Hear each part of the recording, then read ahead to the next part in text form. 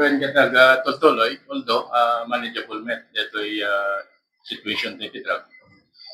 Ket napintas law na ito'y effort ti LGU, ken ti kapulisan. In fact, iti kalman, nangisayang kat ti munisipyo tayo, ti LGU, ti on-site validation, di sustainability ti drug-cleared barangay. So, amo tayo met nga ti effort tayo ti pananglaban ti illegal drugs ket duwa, di